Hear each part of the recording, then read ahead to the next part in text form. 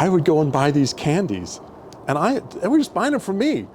But I started buying a bunch of them to keep in my locker, and these kids started finding out that I had them, and they would come and they would be like, hey, do you have any of these? They were now and laters. Now and laters, right? They came in a pack of 10. You can buy one pack for 10 cents. Well, these kids were coming to me and they're like, hey, do you have any now and laters? And I'm like, yeah, I've got some, because I got this sweet tooth. And they're like, oh, how much are they? And I said, well, they're 10 cents. And I would give them one, and they'd say, oh, is it 10 cents? And I'm like, sure. I'm like, I bought the whole pack for 10 cents. You're buying one for 10 cents. I'm like, this is fantastic. I can't believe these people are buying this stuff. Hey guys, this is Give Us It Podcast. We are up in the mountains, and this is your host, Wes Israelson. Now, if you want to be a part of something special, you want to talk ergonomics, economics, business, and life, this is your chance. We highlight your business, your challenges, and or the things that have made you succeed in life. So if you want to be a part, this is your chance. You've been doing this the whole time, right? Yeah. Let's see. And take one. All right. Hey everyone, this is Wes Israelson with Main Street Office and Give Us It Podcast. We are up here at the New Park Resort. And I say that to say that there's a hot tub on the deck next to us. It'd be really great if we were sitting in it, but we're turning to prunes if we sat here forever. But back behind us, you can see the ski resorts, and I'm here with, someone that I look up to, whether he knows it or not, someone that I get to talk to my business partner about, and some insights that you've given him has changed the course of our business. So, I just want to say thanks for that. You're welcome. And, the first time I got to meet you in person was a couple of years ago. You did an event for your team, like a management kind of in the right seats, in the right position, on the right bus, basically, more or less.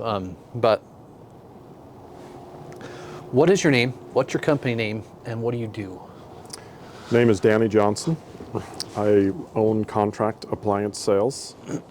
We are a household appliance provider for people who are doing remodels and production builders. We do other large building contracts, but really what we do well is single family production builders. And I've done it for been in the industry for 28 years. I've owned Contract Appliance for 21 years. So before we get into the passion, because I'm going to ask you, you said owned it, so it's been around longer than 21 years? Contract Appliance Sales started by Angelo Lingos and a couple of his partners in 1986, June of 1986. So what makes an entrepreneur or a business owner today want to buy it and run a business like that? Or what made you, I should say? A little bit of craziness, desperation, and a lot of hope. I was in the industry before that, and we had some changes in our employment and agreements with other appliance vendors, and we thought, well, this is really the only thing I know how to do, so I decided to find opportunities, and this one came up. I had some older gentleman, Jim Lingus, who was kind of a legend in the appliance industry in this market for years and years. He was working there, and I thought, why not? Let's give this a shot. I mean, I can't lose anything. I'm not worth anything. So, so we felt that it was the right thing to do. Negotiated and talked about it and worked on it and tried to figure out how to make it work for 6 months. And then we finally came to an agreement, and we were off and running. And in a business transaction, purchase and or development, let's say in some ways, because we went through one too. How long was that process? Was it an immediate thing? Meaning, I know it was 6 months to get to the resolution of what you guys decided, but was it a phase out process, or was it a take your money, he's gone, and then you just start running it the way you want to run it? There was only four employees, and it was a company that was dying. And so the owners needed to find a way out, and they were in their mid-70s, so they were trying to get out anyways. But as soon as I took over, the owner took his stuff and left, and he was never really a part of the business. Jim Lingos was really the head of the business. He's the one who had all the contacts, but he wasn't the owner. So we retained him. He stayed on with us and worked with me for probably 3 or 4 more years. And that transition was, it happened in a day. I showed up on Monday and said, I'm the new owner. And jumped on a truck and started delivering and working in the warehouse, and let Jim and the other lady who was in the office do what they did because they were already good at what they did. I didn't need to make any changes. Something you said earlier when we first started talking in the New Park Resort is I asked you, hey, have you ever been here? And what was your answer? I said, I've spent a lot of time here. The New Park is a large complex, but the 2 main buildings are connected by a sky bridge, and we did the first building, put all the appliances in there, and that was kind of one of the first big projects we had signed, and I thought I was on top of the world. And spent a lot of Saturdays here and late evenings trying to get things done because I was overwhelmed and understaffed and didn't really know what I had agreed to, but it got us through a hard point because that was 2007. Late 2007 moves into 2008. The money we got from that got us through the crash of those couple of years, and so that was a great blessing to us. I just didn't know it at the time. And there's business owners watching, and part of the podcast is to educate them on what we do in some ways, but really more or less like the struggles that are true, the struggles that are real, and the ones that teach you lessons, such as you working here late with your wife, unboxing, uncartoning. Yeah. As a business owner would. Employees would not do that. Not that they don't know how to do that or why they would do that, but it's not the same. It's not the same. I think that there's a lot of things that I have done in the past, making deliveries at 10 o'clock at night, calling home and saying, I'm not coming home when I said I was because something else has come up. I think that you do ask yourself, why am I doing this? My wife would ask me, why are you working all of these hours? She says, you do the math and you're making under minimum wage. Well, why? I said, well, it's because that's what we've signed up and committed to do. And so we either need to decide we're going to follow this through or we're going to be done. And that's when businesses decide to close up or they decide to keep going. Yeah. But ultimately, for a business owner, for me, it was usually the decision of, I'm building something. I'm not working for somebody else. Like, I'm building my own castle. And when you're building somebody else's castle, you sometimes are less motivated. When you're building your own, sometimes that gives you enough strength to finish the day. Yeah. And a business owner today, going through this, not understanding the commitment that they made, whether it's an SBA, whether it's a loan, whether it's all cash purchase, or whether they just started this thing. From that lesson, you said all of that, realistically, what would you tell someone that's struggling today? What would you tell a small business owner today? How do you make the decision between don't or, like you said, the best word ever, commit? You've committed. It's past the point of yes or no. So we had great friends that lived next door to us. They were thinking of starting their own business. And they went to dinner with my wife and I. We'd known him for a long time.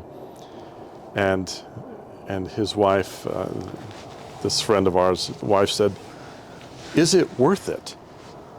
And my wife said, "No, it's not worth it. It's like, it's terrible right now." But she said, you don't ask the pioneers when they leave their homes if it's worth it when they're in the middle of a snowstorm on the plains. You ask them 20 years after they've set up camp in a new place.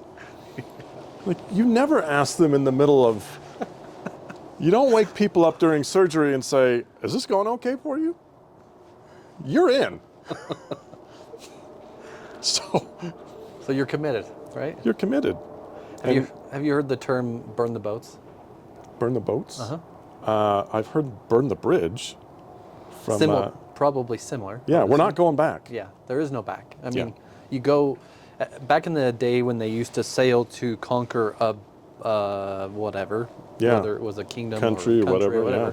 they would, I think some of the Vikings originally had started it, but they'd burn the boats. Mm-hmm. We're not Because going back. we either die Yeah. or we do what we do.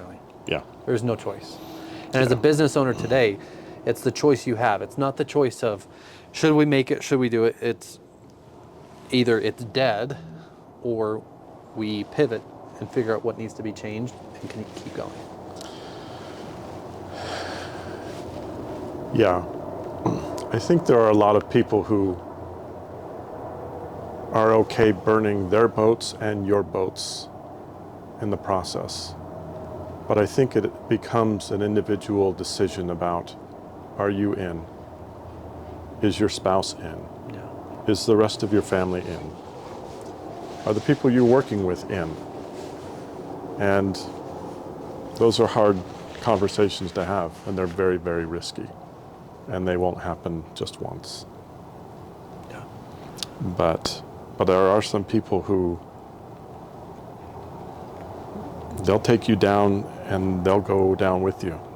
And you have to be careful about who you're in the boat with. Yeah.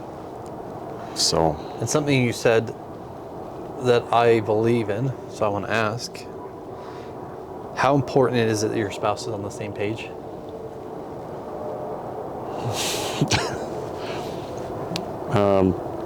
it's critical.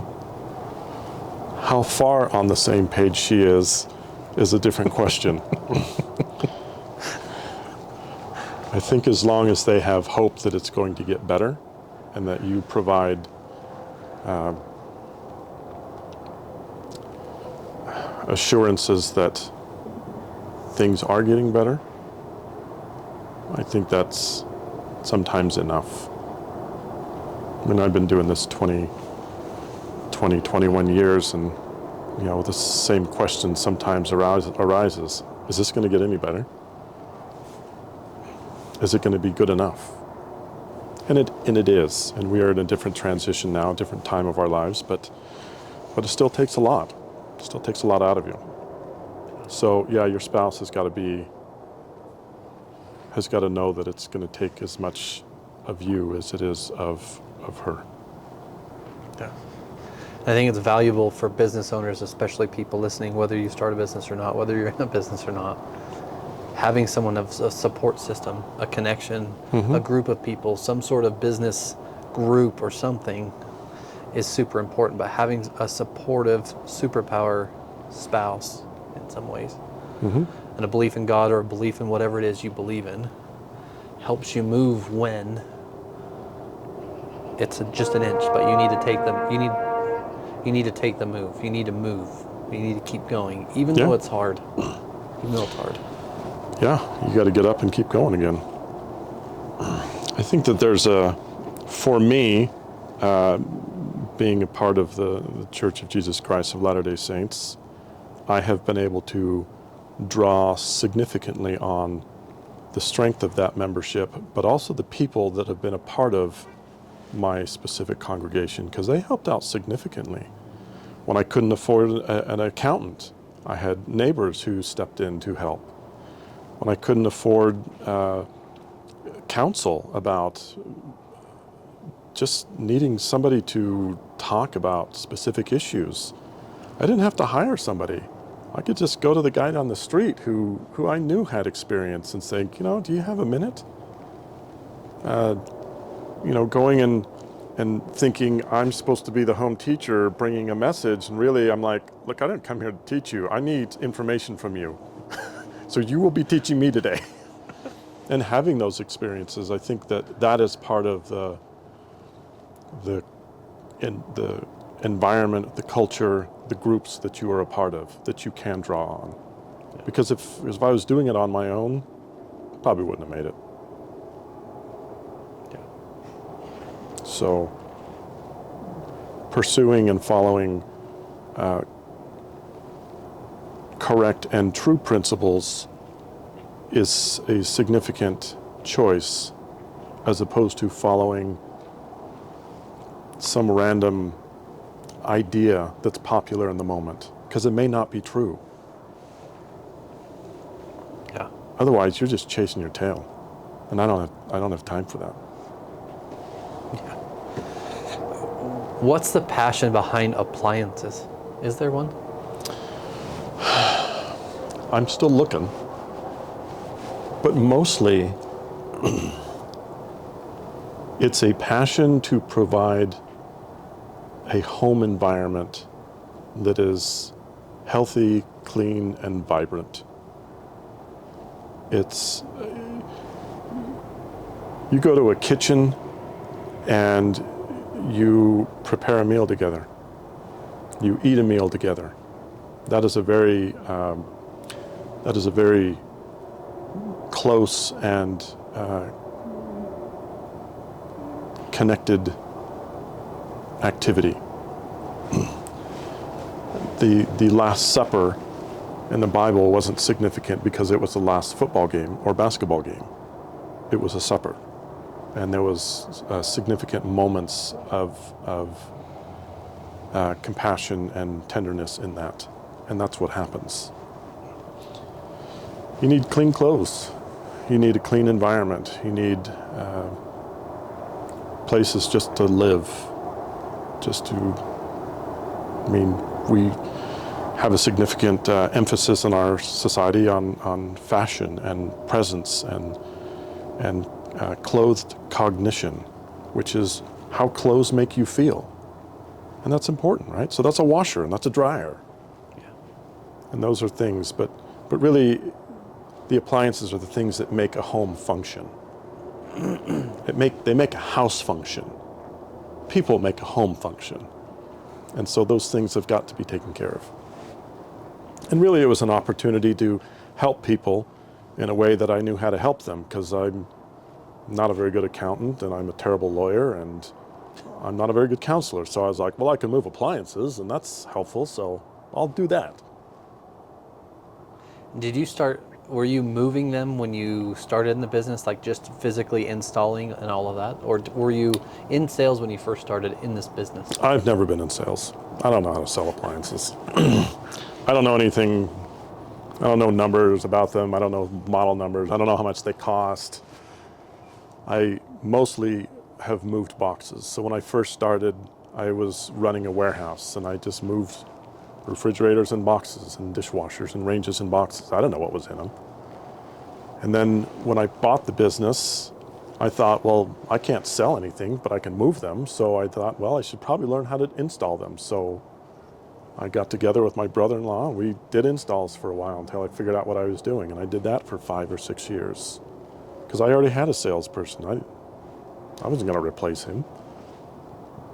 And as I continued to move away from the daily function of deliveries or warehousing or whatever, and we got people to replace me, I could oversee other bigger decisions in the business. But yeah, I'm not a salesperson. I'm terrible. My staff knows it. My friends know it. Don't call Danny. Get him out of that sales thing as fast as possible. I want to challenge that. Can I? You can if you want. Being part of the church that you are, you went on a mission. I did. What part of that's not sales? You're not selling something. You're selling the belief in what you have, right? You're finding people who are looking for something. And people who are not looking for something aren't interested in what you have to present. So really in my role now, I'm not looking to sell appliances. I'm looking to solve appliance logistics problems. It's a good way to put All it. right, so if you don't have a problem for me to solve, I don't have anything to offer you. Because pricing isn't what your issue is. Yeah. It's being on time. It's not screwing up your house. It's getting the right stuff. It's being solvent enough to be around in 6 months. Because if you give me your money, you probably want your appliances. And so are you trustworthy? Are you trustworthy enough to solve the problem? It just so happens it's in the appliance industry. Yeah. It's not architectural, it's not engineering, it's not carpet. So we just solve problems. But in most ways, it's one of the most important things inside of the house that keeps everything working. Outside of the furnace or the AC, right? Yeah. I mean, it's big bling. Depending on what brand, right? You know? $800 fridge, $8,000 fridge. What kind of bling do you want? What do you want it to do? How do you want it to serve you? And I don't mean what I said that you had to sell the church on people, but you were portraying and getting them to understand something of importance to you, that they were looking for something that they didn't know what it was. It's possible, yes. Sometimes they're looking for something and they don't know what it is. Yeah. Other times they know what they're looking for, they just haven't found it yet. And some people weren't looking and didn't care. Yeah. That's okay too. That's okay for now. It works. I'm not going to bug you for it. Yeah. So you said 25 total years in this industry? Yeah. My youngest son was born 2 months after I bought it. He's 21.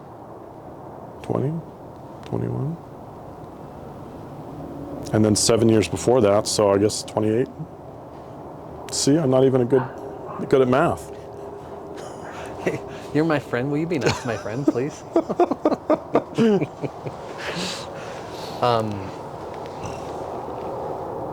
Why keep going?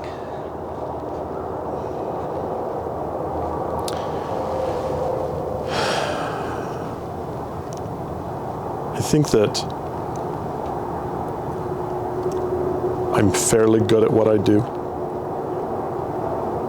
Not the best, but I'm good enough. I think I have an obligation to my employees who have committed a majority of their lives and their livelihood to this transaction, this business. I have customers who rely on me. I also have organizations that we promote, that we fund, charitable contributions that we pursue and that we want to help finance. So, could I do anything about helping Catholic Relief Services by providing laundry and microwaves for apartments they're setting up for refugees? If I didn't own an appliance store? Probably not. But that's what we do. Could I help provide appliances for Weber County, Davis County, Tooele County school districts who are setting up teen centers in high schools for kids who are homeless or who don't have laundry facilities and don't have a place to do their homework, right? So they stop going to school because they don't have clean clothes. And not having clean clothes in high school, that's a bad thing. That's a hard thing, right? So if I wasn't in the appliance industry, would I be involved in that or do anything about it? No. But we saw a need, we jumped in, and that's what we do. Other, Tooele Food Bank, we participate in that. We help facilitate and fund those things. So there's charitable contributions that we pursue and help. LDS philanthropies. Those are things that make 90% of the work worth 10% of the payoff. And will somebody else come in and pick up that if we're gone? Maybe, maybe not. But I think that's part of the contribution to the society that we are a part of. It's what we can do for the community. Yeah. And it takes money.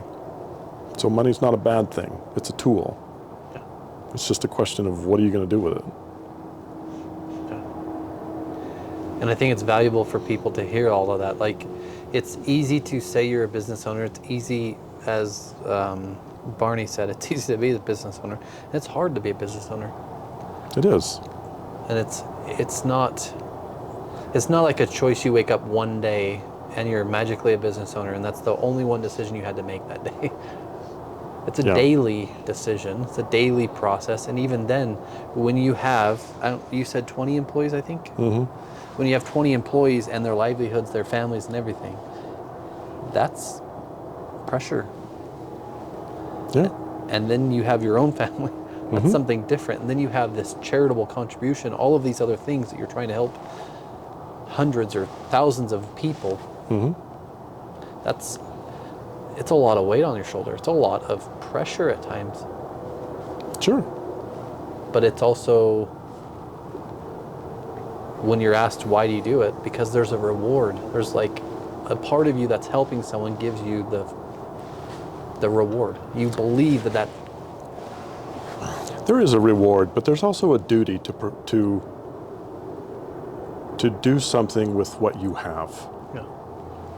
I think that a lot of times in our world, if there's not a clear and definitive payoff, why do it? Like, what's the payoff for me? But it's not all about payoff. It is about duty to skills and talents that you already have. You were given those talents to do something with them, not bury them. And so, I consider my first business venture was in junior high school, was being a drug dealer. It was selling drugs that I was buying for myself. And the drug was sugar. I would go and buy these candies, and they were just buying them for me. But I started buying a bunch of them to keep in my locker, and these kids started finding out that I had them, and they would come and they would be like, hey, do you have any of these? They were now and laters. Now and laters, right? They came in a pack of 10.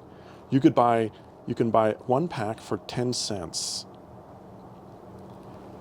Well, these kids were coming to me and they're like, hey, do you have any now and laters? And I'm like, yeah, I've got some, because I got this sweet tooth. And they're like, oh, how much are they? And I said, well, they're 10 cents. And I would give them one, and they'd say, oh, is it 10 cents? And I'm like, sure. I'm like, I bought the whole pack for 10 cents. You're buying one for 10 cents. I'm like, this is fantastic.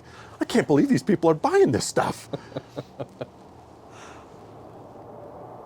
That's cool. I didn't realize it at the time, but I had things that I liked and other people wanted it.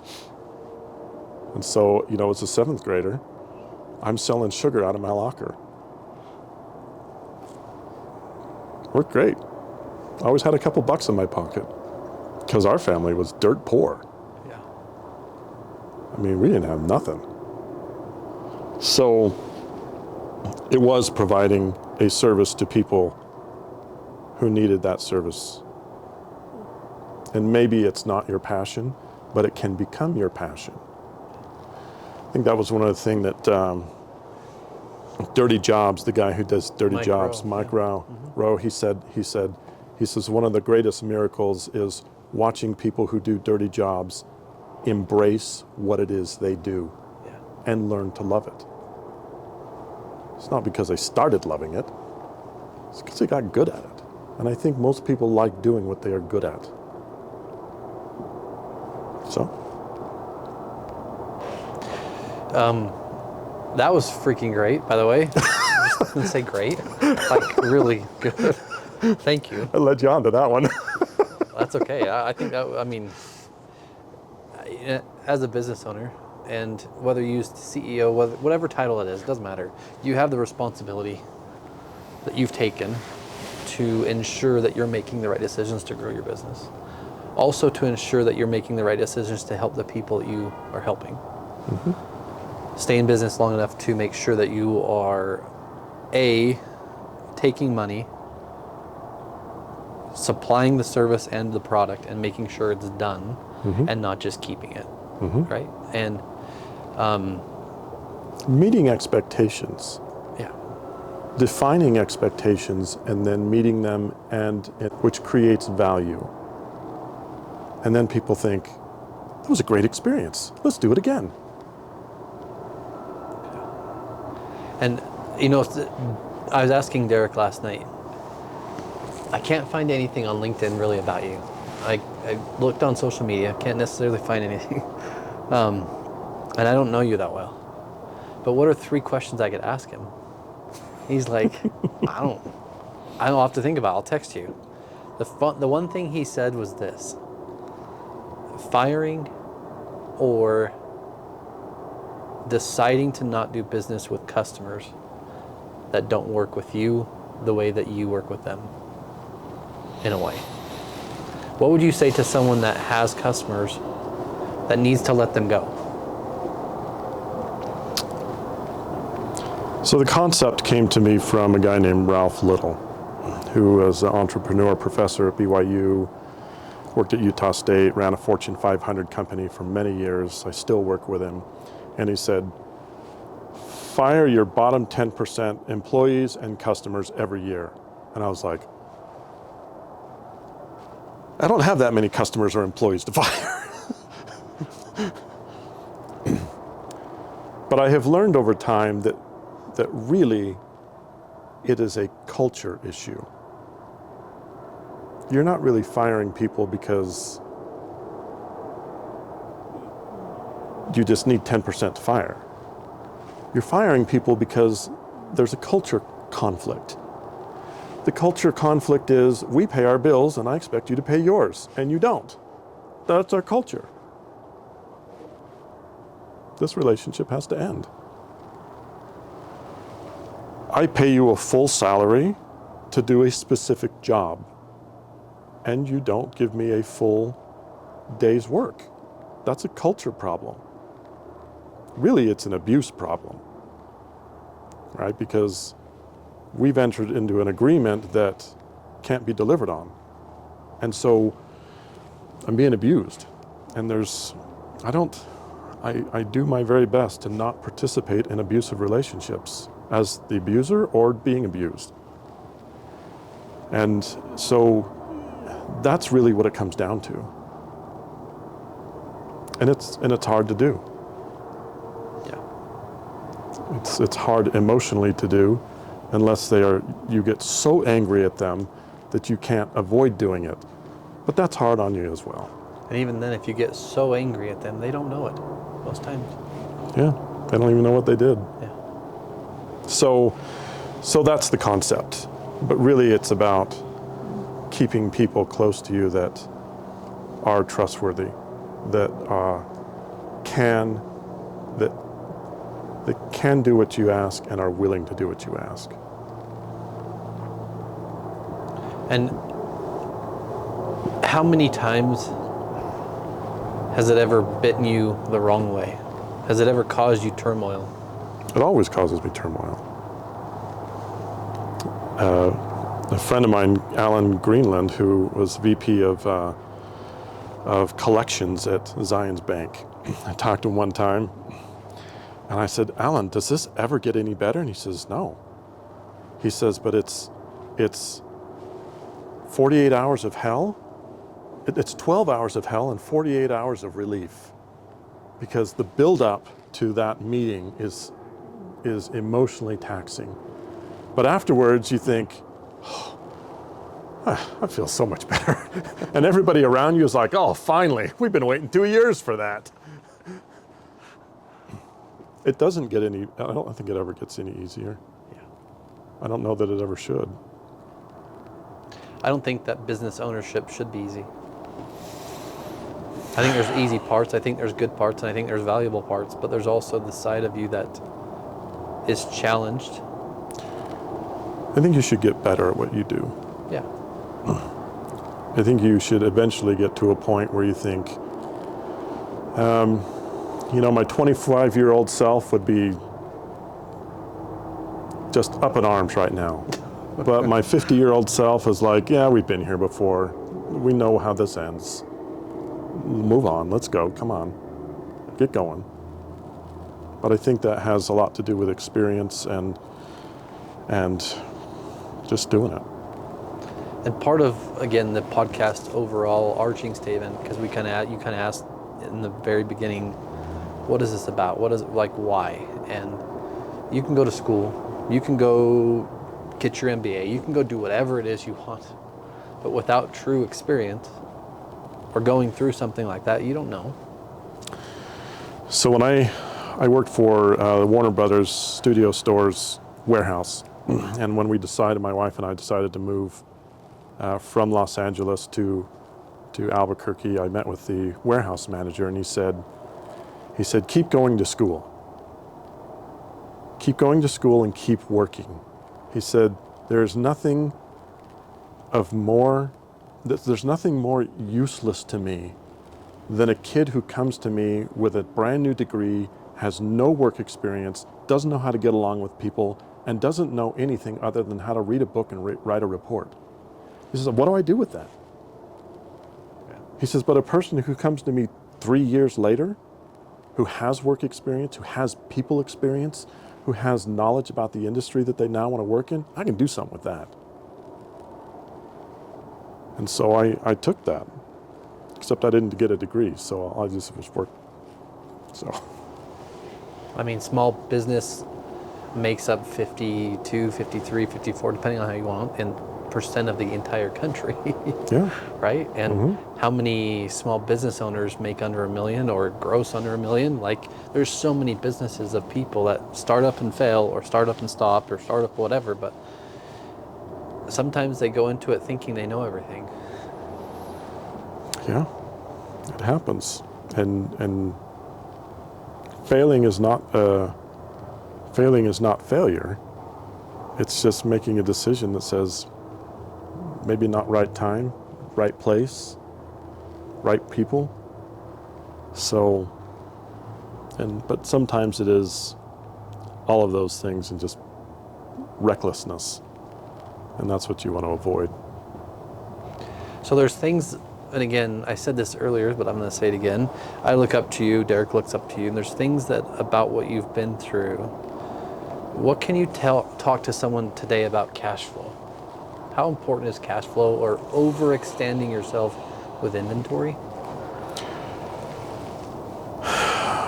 Ralph Little told me, cash flow is the lifeblood of business.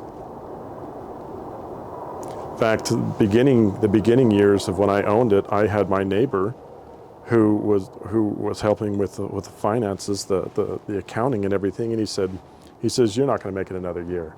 I was like, well, that was helpful. He says, the only reason you are still functioning is because of cash flow. And I didn't even know what he was talking about, other than there was money coming in and money going out. I didn't know what the timing of it was. I didn't know how much of it was mine. But he said, cash flow is the only reason that you're still functioning. But as far as overextending, so I met with a group of appliance salespeople for a succession planning meeting in Denver, probably 7 years ago. And a legend in the industry, Jim Morphy, who worked for GE Capital at the time, he said, the number one reason we closed down small appliance and furniture stores, the number one reason, too much old inventory. They had no idea what was in their barn. They weren't keeping good records of their inventory. They didn't know how old the stuff was. They ordered too much of it. We had a recent bankruptcy in the appliance industry. Too much inventory. Too much inventory. Because money has got to go into one of three places, right? It either goes into the bank, goes into inventory, goes into accounts receivables, or somebody steals it. Yeah. And so if you don't manage your inventory, what's ironic is there's something called Parkinson's law. And Parkinson's law is that the time it takes to do a job will expand or contract to the amount of time you currently have. So if I've got 10 hours of work to do and I only have 8 hours to do it, I'll probably get it done in 8.5 hours. But if I've got 4 hours of work to do and I've got 8 hours to do it, I'll take all 8 hours. That's Parkinson's law. But Parkinson's law is relevant to cash flow, space, and time, in my opinion. If you have too much cash, you'll spend it all. If you have too much space, you'll fill it all. If you have too much time, you waste it. And that's not exclusive to everyone, but for the majority of people it is, and it's super easy to get there. Yeah. And so this particular company, they expanded their warehouse so they could fill it. You have a small warehouse, you fill it and you get rid of it really fast. And you can't bring it in until there's more space. Yeah. You have too much cash, you waste it. But if you've only got $1,000 in the bank account, you'll watch it a lot closer. So, I mean, that's a good reflection. It's it's like we go back to it. There's certain things you can learn to go be an accountant in school. mm-hmm. But are they really going to teach you that? Maybe, maybe not. And even if they teach you that, will you understand what it means? You won't remember it until you get into a crunch. Most business owners, until you learn this lesson, and hopefully you're okay to make the lesson learnable and sustain, right? But Yeah. until you understand what the lesson is, a friend of mine, his daughter committed suicide. Sorry to hear that. Thank you. I'm sorry for him too. And one thing he told me was, the way I get through it, because I asked him, he says, I look for the gift. There was a gift in it. And if you take that approach in business, whatever the lesson is, whatever the failure, if you want to use the word failure, right? Mm-hmm. Whatever that lesson is, if you take it and apply it, how much better are you? Yeah. So I have this theory that sacrifice, regardless of who is requiring it or where it's coming from, sacrifice has mostly only two outcomes: increase of love or bitterness. And the difference between whichever one you get is gratitude. Okay, so with that, I agree, and I could tell you what I do every day, but what does a daily routine look like for you? How do you express gratitude? I've gotten a lot better about getting up in the morning and reading my scriptures and getting some spiritualness in my head, not necessarily for the point of pursuing a good ancient story, but for getting inspiration, getting my mind to flow into needful things that need to be done, things I need to be aware of, things that I want to become, as opposed to just things that need to be done, to-do lists. Prayer, gratitude, but things that I do to express gratitude. I try and spend time in the temple. I try and respond to people who need my help. I'm trying to be more responsive to the requests and invitations of my spouse. And those are all very interpersonal things, but those interpersonal things flow out into outward results. And so that's what I try and do. And in gratitude, there was an old, they were talking about being grateful for things that we enjoy. There was a discussion one time, and this old guy said, how often are we grateful for things that we don't enjoy? He had just lost his wife of 50 years. And he said, is that something that I should be grateful for? Well, the answer was yes. It's just hard. I have physical conditions. I have several autoimmune disorders that create difficulties for me. For a long time, they were just a nuisance. Well, they still are. But now, I'm grateful for them because they actually allowed me to slow down enough to watch for things that happen at a slower level. Right? When you're running super fast, you only see things that go really fast. But if you slow down enough, you start to see things that happen at a lower, not less meaningful level, but a slower level. And so I was grateful for that because it also required me to rely on other people, which I wouldn't have done because I'm Superman and I don't need to rely on other people. I see the cape under there. But you have to stop and you have to say, I can't do this today. Somebody else is going to have to do this. And so you start to reach out to other people and you find that they can pick up the slack. And they can do quite a great job. And then you realize, it's kind of a good team. But I don't know that you would find that if I wasn't required to stop or slow down or not go to work because of health conditions. So am I grateful for that now? Yeah, now. Yeah. And even in the daily side of everything, business, you can get so involved, so focused and forget, and all you see is the bad or all you see is the good. But when you reflect on some things, you're like, wow. Mm-hmm. Or even at the end of the year, you can look back and say, well, we did 8 million. Like we actually did something. Like, that's pretty amazing. Rather than looking at it, we're not hitting our numbers or whatever, but the gratefulness side of business has to come in for the employees, for the people, for the products, for the service, for the customers, all of it. And I'm finding that business really is driven by relationships.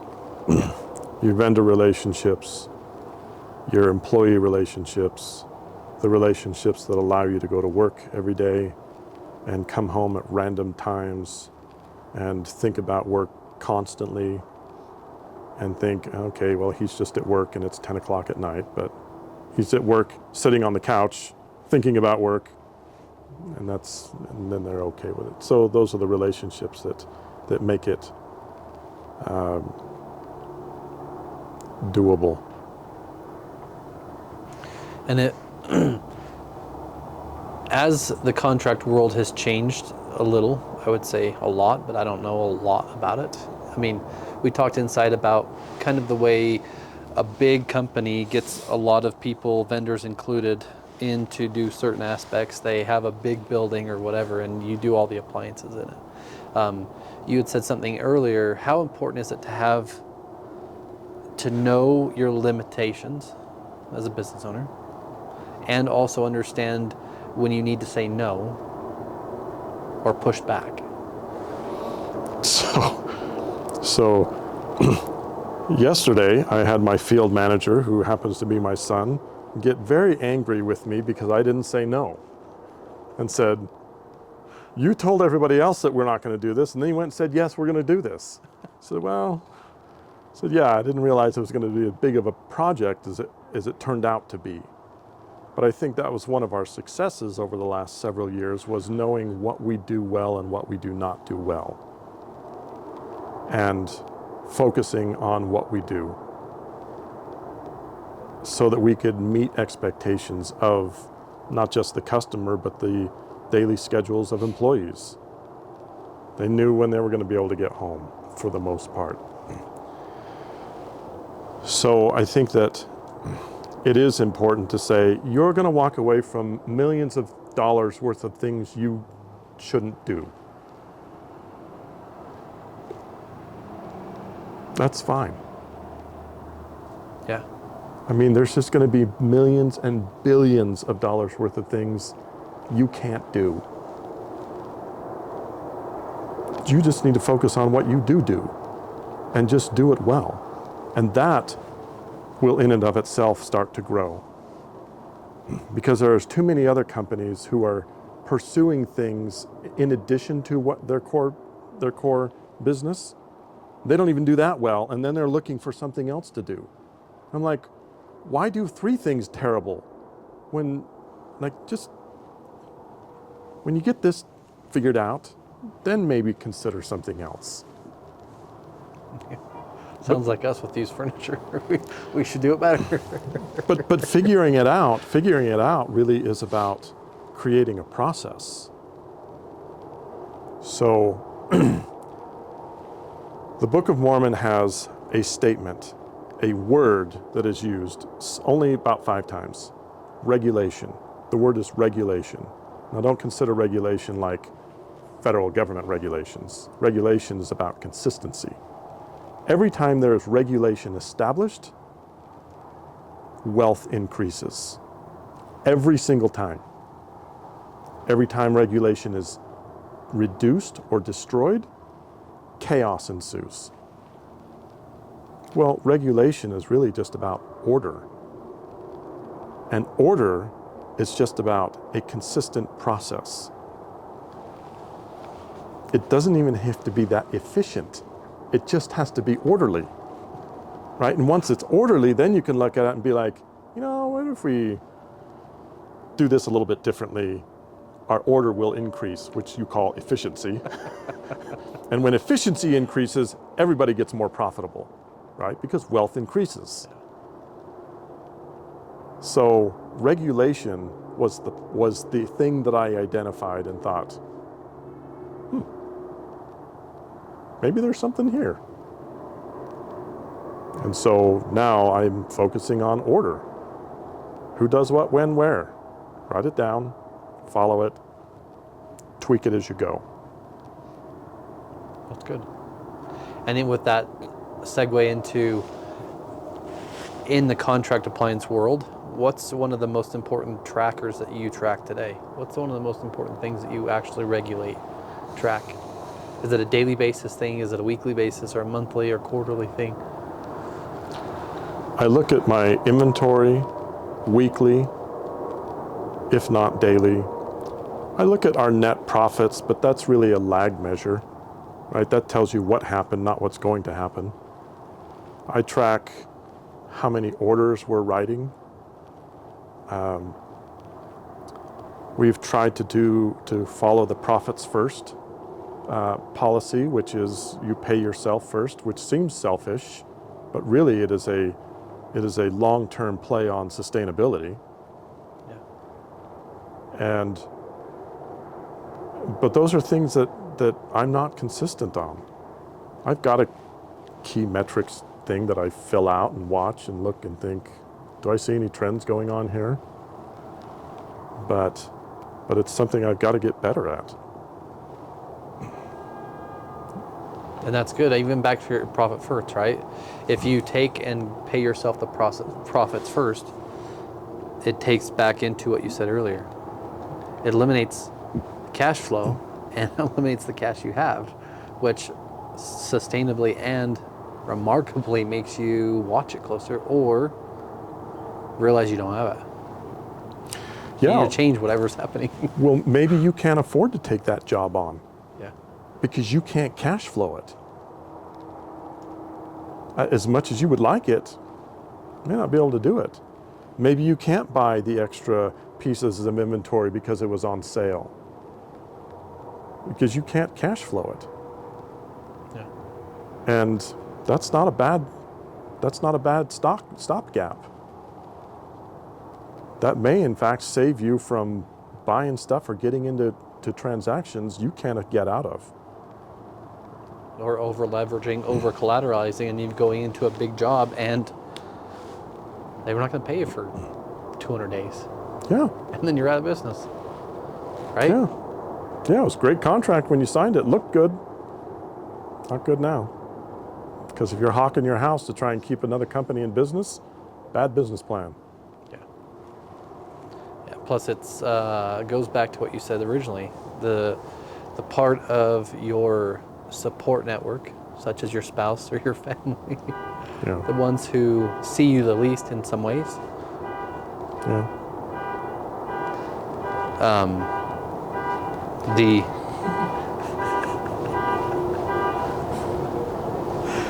The inconsistency or the side of that puts them on edge also creates chaos in some ways, right? Yeah. And chaos is, in my mind, it's not a bad thing at times. It's not. There's probably a better word for it. Agreed. Yes. Selfishly use the word chaos because we probably said it once or twice, but We sometimes work well in disorganization because we like the free flow of things. But it doesn't yield a lot of consistent outcomes. yeah. We get lucky a lot of times. And if there's someone today watching that's looking, say it's a home builder, say it's somebody in general looking at trying to work with a contract appliance company, what should they stay away from? What should they look for? Or what would you be able to help them with? They should come to the table with integrity, which means they want to build a long-term relationship with a company who wants to build a long-term relationship with them. You can go price shopping, you can go find the cheapest whatever, you can get the widget as low price as possible. That's not our business. Yeah. We give good pricing, we give a great service, but we are looking for relationships. And so that's really what we want. We have a fantastic showroom. We have great people. We have great vendors, partners. But we want relationships, right? Because we want to be able to put in the emotional and financial investment into that relationship that pays off for both people. We want a relationship that pays dividends on both sides of the table, both sides of the contract. And on that same note, not that I'm going to try and type the furniture, but I'm going to, but it's like a customer come in and say, hey, I'm going to buy 100 chairs from you today. I need them at $100. Go to Office Depot. Yeah. Well, why? I want 100 chairs. Because you're going to remember the person that sold you the crappy chair. Mm-hmm. And that's not a relationship I want. You're not going to remember you spent $100, but you'll remember that breaking or this breaking or something happening. Mm-hmm. And you won't remember the conversation we had. But you'll remember it when you're sitting in a meeting for 3 hours and you think, I can't think anymore because I am so physically exhausted from sitting in this crappy chair. Not this chair. Thank you. Whatever chair that doesn't support you mentally and physically to make hard choices. And that weighs on me because I don't have a lot of brain capacity when I'm in long meetings. They just burn me out.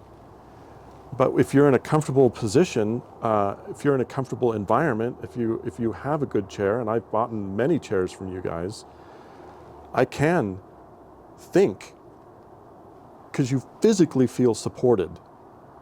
And if you physically feel supported, then you probably roll that into an emotional and mental state of support. Yeah. Instead of thinking, how do I get out of this dumb chair and out of this meeting? And that's,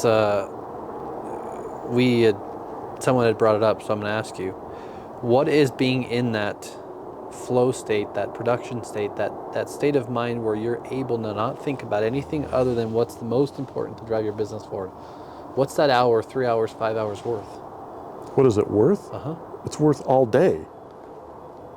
Right? It's worth all the time that you're going to waste trying to get back to that state. Because that state may only be 2 hours a day. For me, it may only be between 10 and midnight, or 6 in the morning and 8 in the morning. Everything else in the day, business-wise, is just, you're just getting buried and dumped on and called on, and you're just putting out fires and answering good questions and not so good questions. That's where the business happens. That's where the building of the business happens, is the 2 hours. And everything after that is.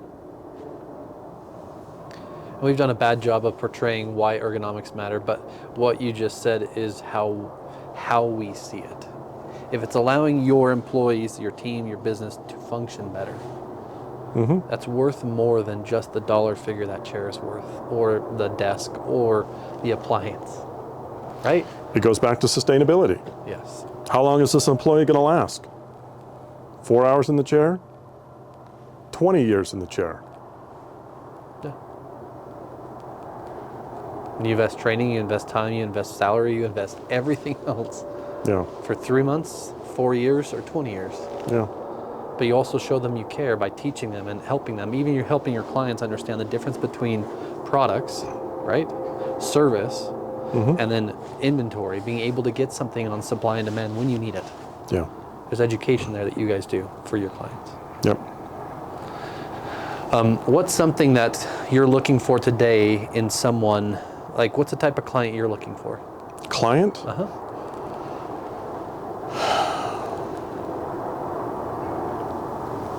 People I like to work with.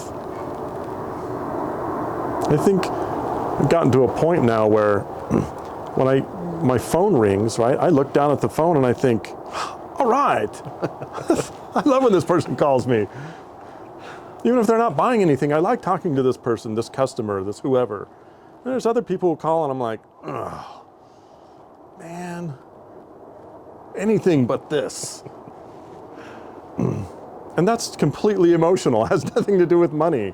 But you get to a point in your life when you think, one person told me, once your needs are met, money is no longer a motivator. And so you do get to a point where you think, I'm not going to die tomorrow. I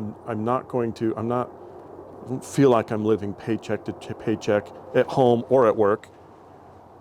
So what more is there now? And that's what you start pursuing. So, as far as customers, but really even employees, people who want to contribute. They want to contribute to your business. You want to contribute to their business. They want to contribute a portion of their hours of their life to your operation, and you want to make their life better by contributing funds to their life. Well said. Yeah. What's two more questions before we wrap up. What's a fun fact about you?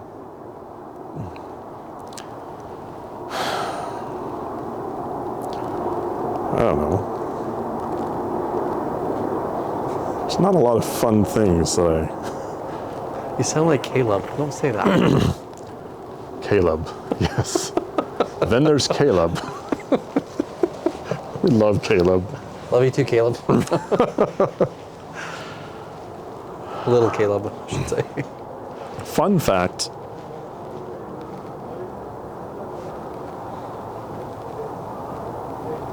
I don't know. And skip to a book if you want a book. I don't read. I'm dyslexic. Okay, then you listen to books? I do. Okay. I do listen to books. And unfortunately, my wife is a speed reader and I am not. So we don't read together. Because I will read at the speed that people will speak. Because they're speaking it to me in my head. Makes for a great narrative, but it's a long time getting through a book. I don't know.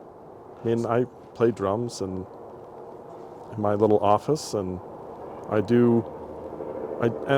am somewhat of a student of penmanship. Okay. So what's your favorite pen? I don't have one. Really? No. Like not a brand, not a certain point style, or I have a lot of all of them. if you had to pick one. Oh, he's got it on him. Even better. I actually carry this Pilot G205 in Navy, which is pretty specific. But I have a lot of Cross pens, and I have Cross is a good company. And, you know, roller balls and ballpoints and fountain pens and nibs and ink wells and paper. I like good paper. It's hard to find now. So what's the most expensive pen you've ever purchased? It was probably a Mont Blanc. It was a Mont Blanc fountain pen with a retractable nib in black that I got at a antique store for $10.